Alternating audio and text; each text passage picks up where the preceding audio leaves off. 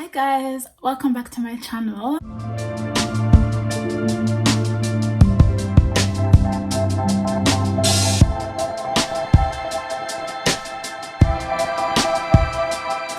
Today I'm filming something very interesting.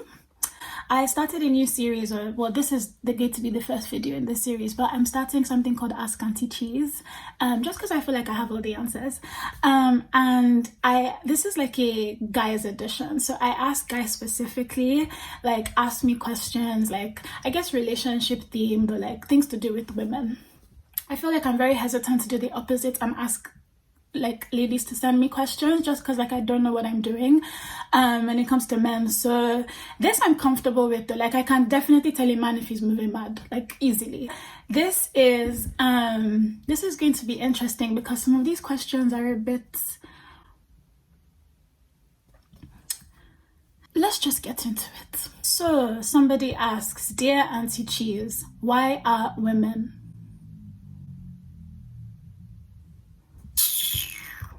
Dear Aunty Cheese, what do women actually want? Because I'm so confused. Why are you confused? What's confusing?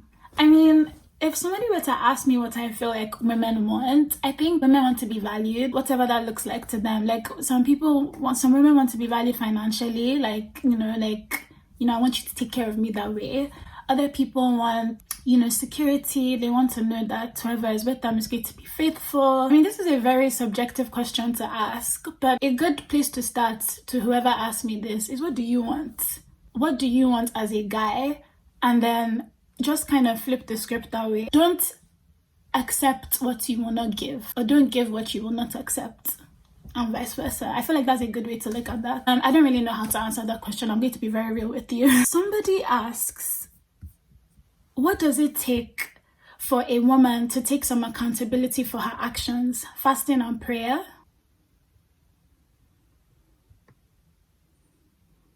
This person just woke up that day and said, "I choose violence. Why don't you come and beat me?" Yeah, come and beat me. You want to collect me by my truth. I feel like women can be held accountable to their actions. Like I feel like that's not a fair thing to say. If somebody knows that they've done something wrong, like they will know. It's either they say sorry, and if they don't say sorry, it's to come out in their actions. Like we'll be able to tell. That's you just wanted to look for trouble. Somebody asks, how many chances will you give a guy who you see as the one? How many chances will you give a guy who keeps messing up? I would give as many chances as I would want somebody to accept from me myself. You guys are going to see that this is a big theme in this video because I read something like many years ago, I can't remember how long ago now, from Chimamanda, and she was saying how like her approach to relationships is she always reverses the ex. Like if there was something that happened in her relationship or her marriage and she was faced with a dilemma, like, oh, should I forgive him, should I not? She would always think like, oh, if the roles were reversed, would he forgive me? If the answer is yes, then she forgives. Honestly, like till today, that's something that I've really taken on board because I feel like when it comes to relationships, like reciprocity is key. Being able to like mutually forgive and mutually accept things of each other is very important, and compromise. So that's kind of my answer to that. I would give as many as I would want to receive. Somebody asks, "Dear Aunty Cheese, how do you seriously initiate a conversation in regards to a polygamous relationship? That is 2 to 3 girlfriends."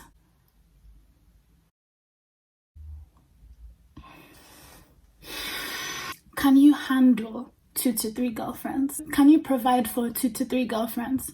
And I don't even mean this like from a financial perspective. Like, can you emotionally invest in and take care of and nurture 2 to 3 girlfriends? What are you saying?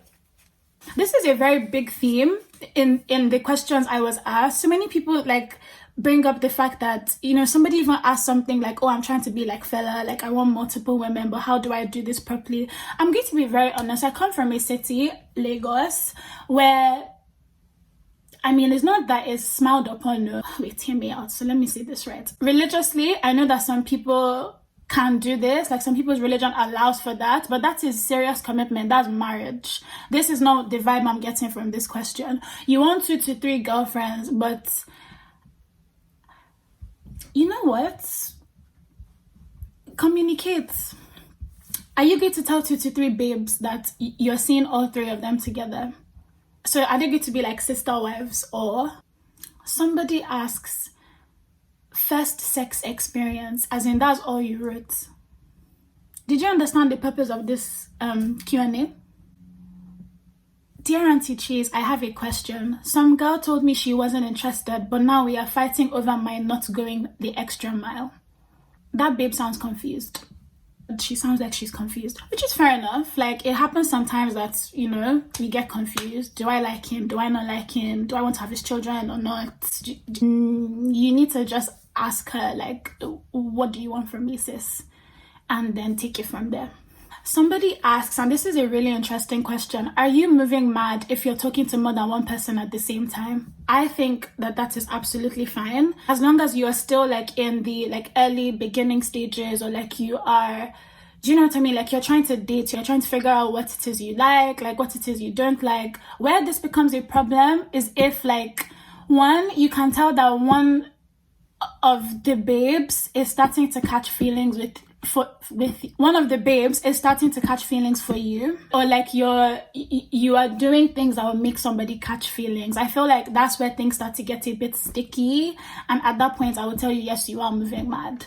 I just feel like communication is so big. Like, if you guys are talking about this stuff, even that guy who asked about wanting to date multiple people, sorry, not dates, wanting to have multiple girlfriends, if you guys are communicating and everybody's aware of what's going on, no problem. But let me ask you this. What if you found out that somebody you were talking to, a girl, was speaking to like 3 other guys? How would that make you feel? Aha. Dear Auntie Cheese, I need your opinion. I had a thing with a girl. Now I'm together with her best friend. Why? Why? No, why? Why would you do that? You had a thing with a girl, now you're together with her best friend. As in, I'm sorry, but why are men mad? Why would you do that? How do you see this playing out in your head? Like, how is this going to play out? Respectfully, like, I'm genuinely asking. How is that going to play out? I feel like, you know, you just needed me to tell you that you're moving mad. You are. You absolutely are. So somebody just wrote sex with me. As in, there was no preamble, there was no follow-up question or comment, just vibe, just sex with me. No. Somebody said on a date, and she goes, what's your spec? Do you want me to set you up? Am I a mug?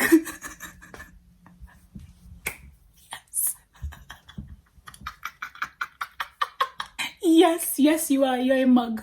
Can I just say that whoever this babe is, like, you're a G. But secondly, you know damn well you're wrong for that. If this babe is watching this video, whoever did this to this guy, you are wrong. You are dead wrong for that. You didn't have to go on the date with him then if you were going to go there and now ask, oh, what's your spec? Let me set you up. What kind of flirtation is that? That's not funny. Yeah, that's not funny. That can break somebody's heart. Yeah. See, now he's asking me if he's a mug. That's not nice. But that was really funny.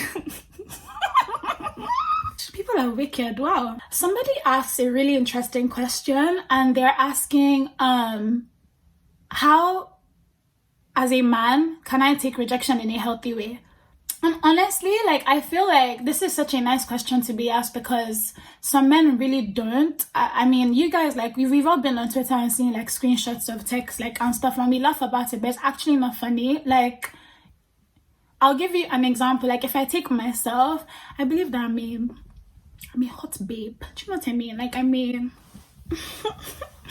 but like, I'm not everybody's cup of tea. Like, it's actually just not physically possible. There's too many people in the world. Like, come on. I feel like that's part of being a hot boy or a hot girl. Like, you have to be able to take rejection. Like, if you, if somebody doesn't, you know, one thing I'll say though is also, I've trained myself to be able to tell somebody, let somebody know that I'm not interested in them, like in a nice way, because I don't believe in being mean or rude. If I'm not feeling somebody, it's just a very like, this is not going to work out, like I'm not the babe for you, but like good luck. Do you know what I mean? What I would wish guys did in response to that is, no problem, thank you for telling me, I still think you're cool, would you like to be friends? I feel like that would be a good way, is to just first of all understand that like, so this babe is not for you, that's okay, you will find your person. Like, I think everybody has someone, multiple people even. You will find your person, just wait, like it's coming.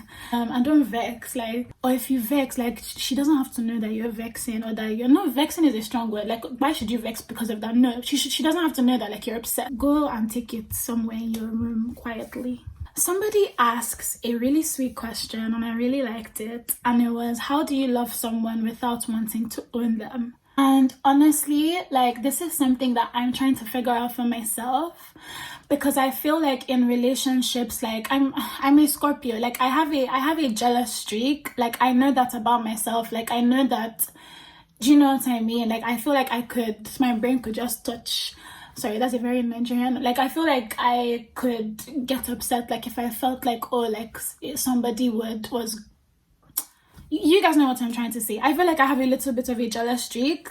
But one thing that, an approach that I take to my friendships, which I'm trying to really replicate in relationships with guys, you don't own people, right? Like, there was a tweet that said, like, we don't own people, we experience them. And I really love that, because it's not possible to own a human being. You will literally always be empty, because you cannot own a person. When you really love someone, like when you really, really love someone, and this is a true test, like when you love somebody and you want them to be happy, like at the end of the day, like it doesn't even matter who they end up with, or you just want that person to be okay. I feel like that's a very good tell for what you're feeling, like if that's love, or like, you know, infatuation or something stronger. If you really love somebody, like you would only wish the best for them, whether that's you or that's somebody else. I feel like if you ask yourself that, you can answer that honestly, like that's a good place to start from. That, you know, you have this person for right now, God willing. Do you know what I mean? Like, thank you, God, for introducing me to this person. And if it works out, that's going to be great. And if it doesn't, like, you will keep it pushing. And you will wish them well, and you will only want the best for them, and you want them to be successful and happy. Like, that's love. You guys should listen to this song called Mango by, I can't pronounce his name, but I will put it somewhere here, and listen to the lyrics. It's so beautiful, and I feel like this will really answer your question. But that was a great question. This question made me a little sad, because it just reminded me of, you know, something that I went through myself. But somebody asked, like, how do you deal with a distant partner? First of all, not to even like sound sarcastic or anything, but honestly, like Google is so helpful, guys. Like, I'll give you an example. Is one time I was with this guy, one of my exes, and he was really, really depressed. Like, he was really, really in a bad way. And I had only ever dealt with mine, and I didn't know how to help him in that way. And I remember Googling, like actually seeing like what other people had to say about the topic, or like what other people felt about, you know, like having a partner, especially a guy who is depressed. And it was really, really helpful. So one thing that I would say is like Google, because honestly, just reading other people's stories online is so helpful. But I think also like that whole thing made him very distant. And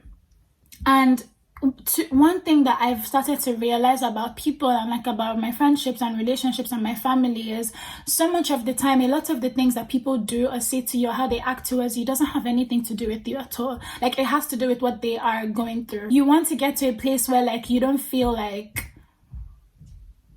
what I'm trying to say is like they could be distant, but it may not have anything to do with you.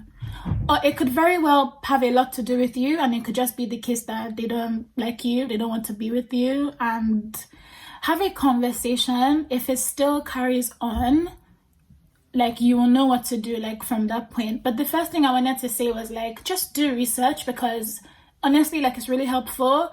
But secondly, like, if somebody is distant, there is a reason why. So try and figure out, like, try and probe, but not to, like, not in an abrasive way. Try and ask them what, you know, like, what's going on, like, what are they feeling? Did I do anything? Like, can I help you in any way? Like, I'm here for you if you need it. Just like reassurance is really nice.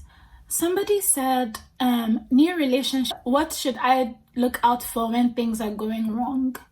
Again, this is a very subjective question. For instance, like one thing I've noticed about myself, like the older I've gotten, is when I'm upset, I can't look anybody in the eyes. Like I can barely, like already meeting somebody is very difficult for me, and I'm not shy or anything. I feel like looking into somebody's eyes is so deep. If I'm upset with you, that would be the case as well. Like I will not meet your eyes. So I feel like if you're with somebody and you genuinely love them, you start to figure out what their tics are. Not tics, but you know what I mean, like what their thing is. Look for that in that person. Like try and like start to suss out those like behavioral, you know, things. And also that's such a beautiful way to get to know somebody. Like that's really, it means like you know them on a deep level. But also like when people start to get distant or they don't communicate with you as much as they do, one thing I'll say though is that when a woman gives up, like when she gives up, that's when we stop caring. So this is a little different to what you asked, but if things have gone so bad to the point that it cannot be rectified, she's just not going to care anymore. So indifference is a very, very bad sign. And again, I can only speak for myself and my friends and stuff, but I feel like this could be like one of those universal things. If I no longer care, as in just pack your bag and get out. Go home, Jack. Hit the road. And don't you come back no more. Somebody asks, dear Auntie Cheese, do you think it's important for women to have game? Because a lot don't, to be honest. This is the same person that I said chose violence, and it's okay, don't worry. But can I just say one thing? Let me just paint a scenario. We're about to go on a date, right? One of us like initiated, like said, let's go out to drinks or let's go and get food. Do you know that for this video alone, do you know how much this costs? Do you know how much my foundation costs? My eyeshadow, my lip gloss. Like, do you understand the effort that women put into, like, it's not easy to be a bad bee. And even for girls who don't like makeup like that, many people would get wax. Many people would, do you know what I mean, thread their brows. People would maybe buy an outfit. I'm saying people, I mean women would buy an outfit. Like women do so much more than guys do, just on a basic level. And you asking like, is it important for women to have game? We shouldn't have to. That should be your job. That's the one thing you should have. You should have charisma. You should be able to all you people know is how to put petrol in your car and how to do shape up. I'm sorry, but that is it about, is it important for women to have game? These times women are funny, they are smart, they are beautiful, they are charismatic, they bring life into this world. Like, do I need to go on? Come on. Still love you, Sha.